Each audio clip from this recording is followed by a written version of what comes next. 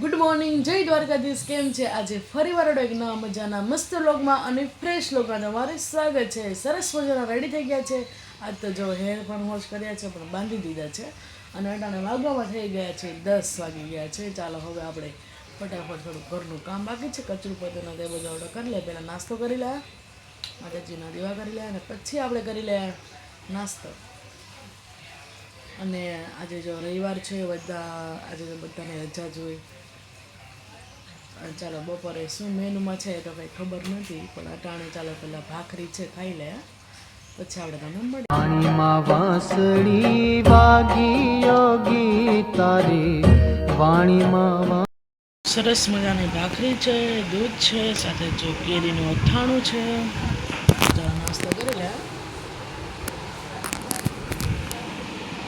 જો આપણે code set પહેર્યો છે.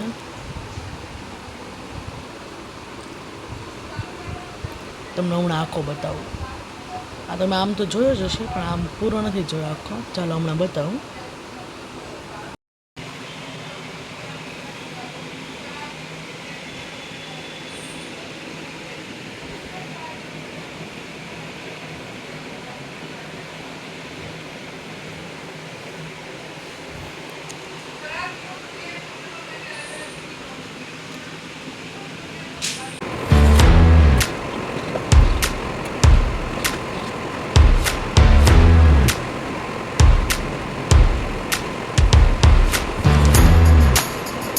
ચાલો જો આજે આપણે રસોઈ બનાવવાની છે ને આપણે જો દાળ બાફા મૂકી દીધી છે અને ભાત બાફા મૂકી દીધા છે અને સરસ મજાનું બફાઈ જાય તેટલી વારમાં આપણે બધું શાક જે સુધારવાનું છે તે સુધારી નાખીએ.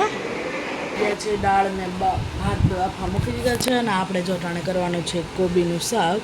એટલે ચાલો મસ્ત મજાની કોબી આપણે સુધારી લઈએ જણે જણે, પછી આપણે કોબીનું શાક કેવી રીતના કરીને રેસીપી આપીએ. દાળનો બધો મસાલો પણ સુધારવાનો છે, ધાણા લઈ લીધા છે, મરચાં, ટમેટું બધું આપણે કટિંગ કરવાનું છે.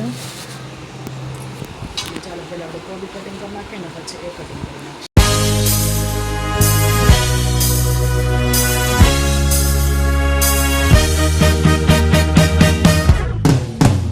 ચાલો સરસ મજાનું કોબીનું શાક કરવાનું છે, એટલે આપણે તેલ નાખી દઈએ. 2 થી 3 પાડા જેટલું આપણે તેલ નાખ્યું છે.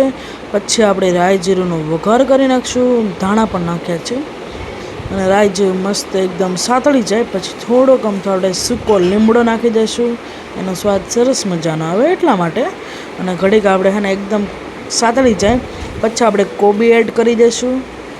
અને કોબીને આપણે કોબી નાખીને પછી આપણે બેઝિક મસાલા જેમ કે હળદર નાખી દઈએ અને જીરું નાખી દઈશું અને સ્વાદ પ્રમાણે આપણે મીઠું નાખી દઈએ. પછી એને મિક્સ કરવાનું છે જ્યાં લગીને એકદમ બ્રાઉન ન થાય ત્યાં સુધી.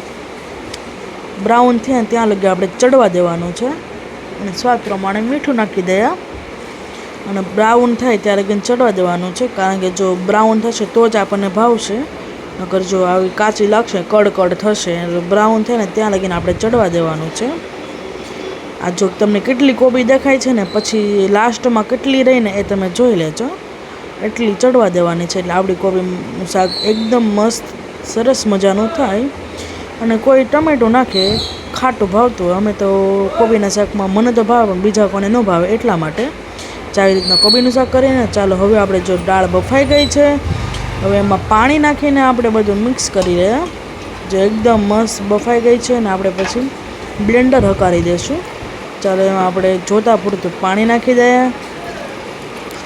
એમાં પાણી તો જોશે તમારા દાળમાં. પછી આપણે બેઝિક મસાલા જેમ કે હળદર, જીરું એવું નાખી દઈશું, કારણ કે આપણે બાફવામાં હળદર નાખી નહોતી એટલા માટે.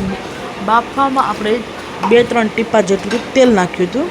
અને ચાલો આપણે થોડીક હળદર નાખી દઈએ અને થોડુંક જીરું નાખી દઈશું.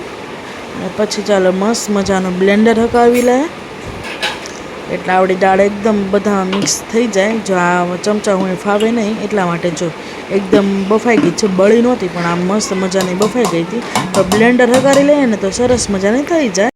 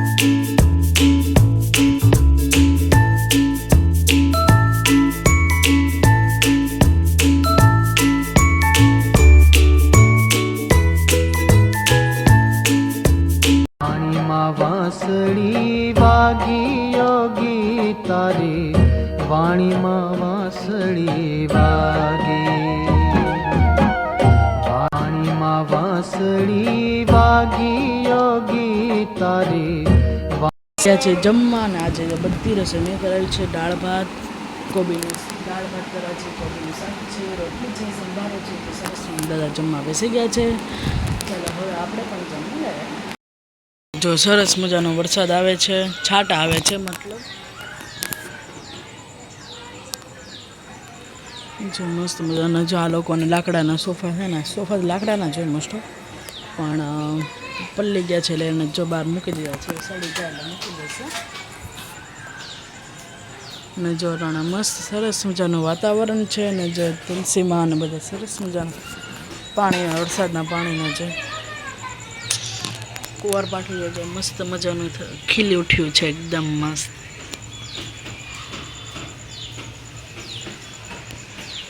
અને જો અટાણે વરસાદ આવે એટલે વાતાવરણ પણ એકદમ શાંત હોય. જો આટલો હવે હમણાં રહી ગયો છે છાંટામાં આવતા વરસાદની આગાહી છે પાછી સુરતમાં.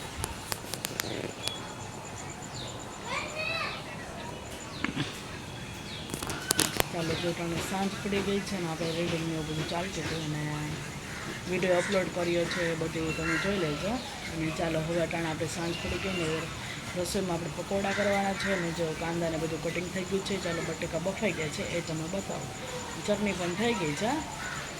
ચાલો રસોડામાં આપણે તમને મળી. જો મસ્ત મજાની ચટણી બની ગઈ છે.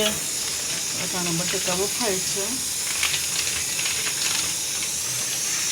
અને જ્યાં બધા લોટ નાખીને આપણે તૈયાર કરી નાખીએ બેટર આપણું પકોડાનું. જો કાંદા કટિંગ ને મરચાંની પેસ્ટ થઈ ગયું છે.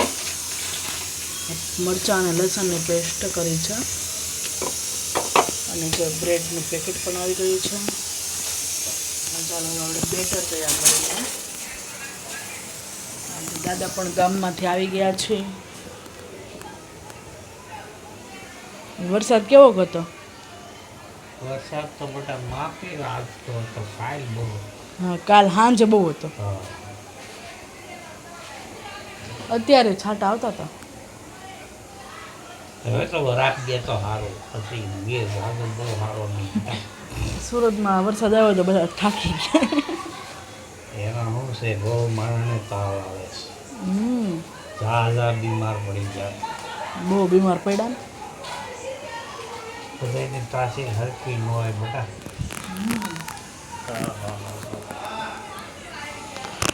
આપણે જો પહેલાં આપણે મેંદો લઈ લીધો છે નીચે ને ઉપર છે ચણાનો લોટ છે ને નાખી દીધો છે.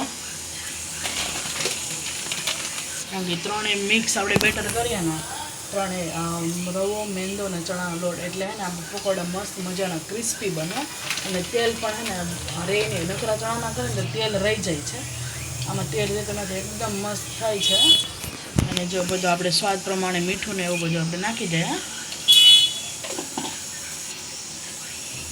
બટેકા પણ આપણે બફાઈ ગયા છે. જો ગેસ પણ આપણે બંધ કરી દીધો છે.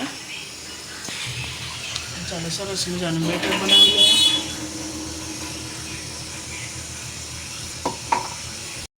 ચાલો થોડું થોડું પાણી નાખીને આપણે મિક્સ કરી લઈએ.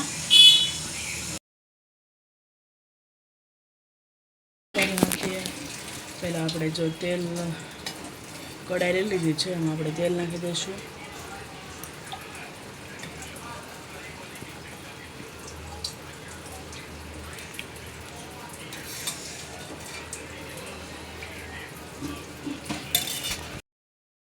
હવે આપણે જીરું નાખી દઈએ.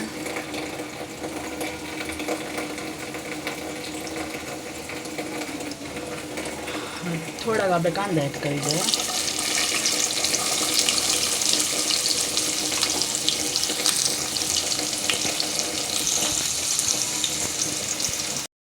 મિક્સ કરી દઈએ.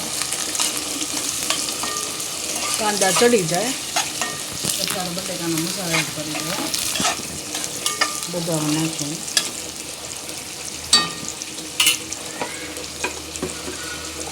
મરચાંની પેસ્ટ પણ નાખી દઈએ.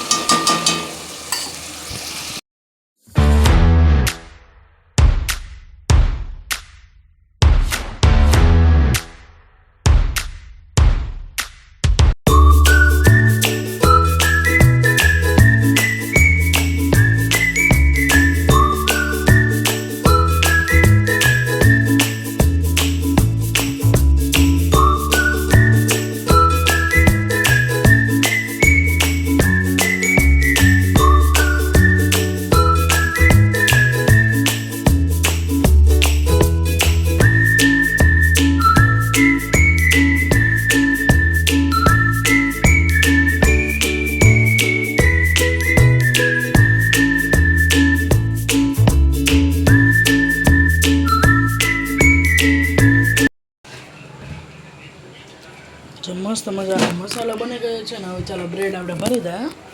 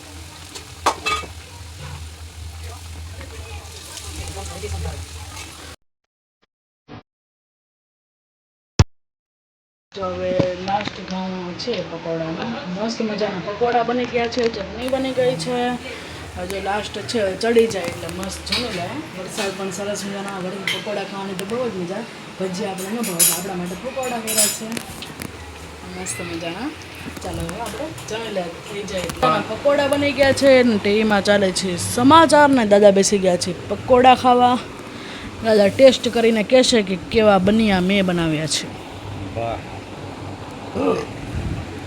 ચાખો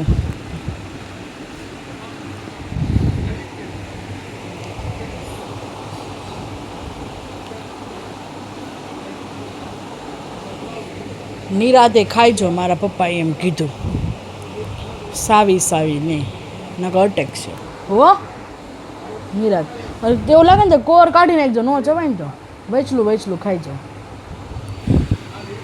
અને બત્રી નાખી જાવ બત્રી ઓલી થઈ ગઈ છે એટલા માટે ચાલો આપણે પણ સરસ મજાનું જમી લે દાદા જો જમવા બેસી ગયા છે ને આપણે પણ સરસ મજાનું